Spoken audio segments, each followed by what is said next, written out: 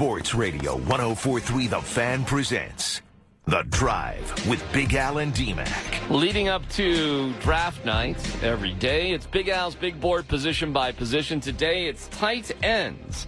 Will the Broncos be interested in a tight end? We start at number 10. Number 10 is the big fella from San Diego State, David Wells, 6'5", 255 pounds. The guy does not have a lot of receptions, but at 6'5", 255 pounds and running a 4.75, he is a striker at the point of attack. He moves people, and he's shown that he can catch the football. They just didn't use him that way in San Diego State. Number 9. Number 9 is Jordan Thomas from Mississippi State. Now, this big fella is 6'5", 265 pounds. He's very smooth at the top of his routes, often pushing off, making defenders really frustrated, and he has success against everybody in one-on-one coverage. I like the big fella from Mississippi State. Number 8. Number 8 is Troy Fumagalli. Now, this guy is 6'4", 250 pounds. What makes this guy special is that D-Mac, he plays at Wisconsin, and we know that Wisconsin is responsible for big people. You can draft well on offensive line, defensive line, and running back. And in this year's NFL draft, you can draft a guy that is a very, very heads-up tight end. The thing about this guy that you're going to hear about on draft night, whatever day it is, day 2 or 3, is that he only has 9 fingers. And he is one of the best pass catchers in all of the NFL draft. Number 7. Number 7 is Ian Thomas out of Indiana. A big, strong, smooth route runner and can get it done. 6'3", 256 pounds.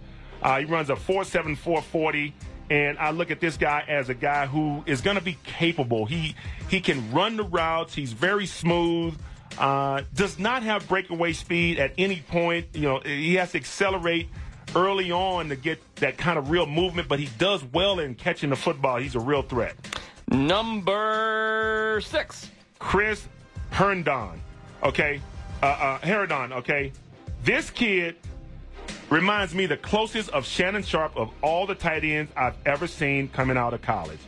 He's not extremely fast, but he is as smooth as they come at the tight end position.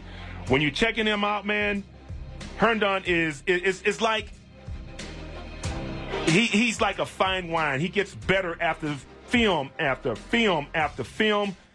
He is going to be a household name that everybody's going to remember from this year's NFL draft. Now, he plays at Miami, and of course you would think that, you know, with the success that they've had drafting Njoku as a number 1 draft pick last year, who would this next tight end be? But this guy actually had 30 catches while Njoku was still at the University of Miami. They believe in him, and he's a great football player. He's going to be a good player in this league. Number 5.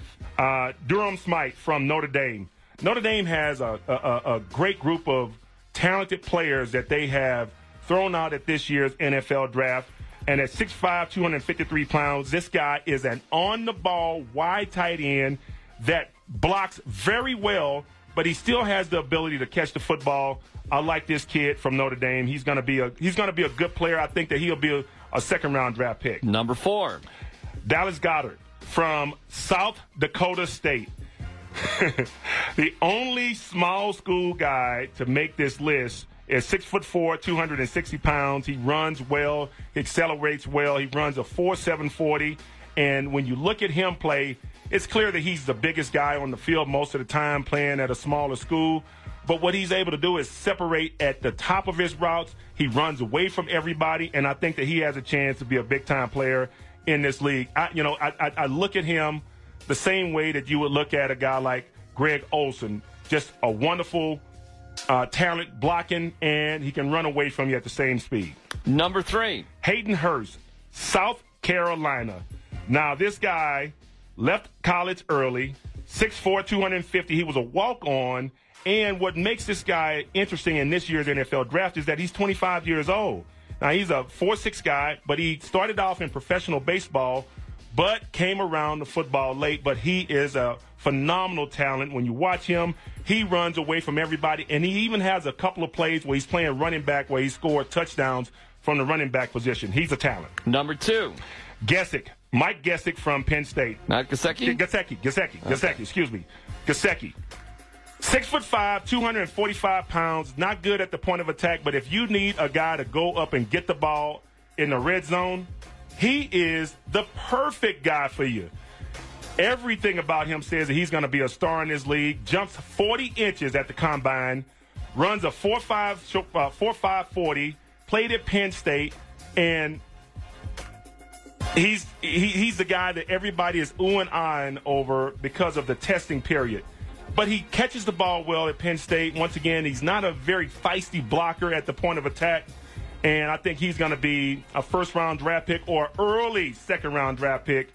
And that leaves me with the number one guy, and I don't think that is any – this is the guy who won the Mackey Award, Mark Andrews from Oklahoma. He'll be a first-round draft pick, 6'5", 256 pounds, runs 4.6, and this guy is Baker Mayfield's one of his favorite targets, especially in the red zone. He's a touchdown maker. He does everything right. Plus, once again, he's played at a big-time school for a long time. He deserves to be a first-round draft pick. There's no better tight end that profiles better than him to be a first-round draft pick. He is certainly the best player this year at the tight end position, Mark Andrews. Where would Jake Butt be on this list? With the year that he had in his senior year, he probably would be number 2.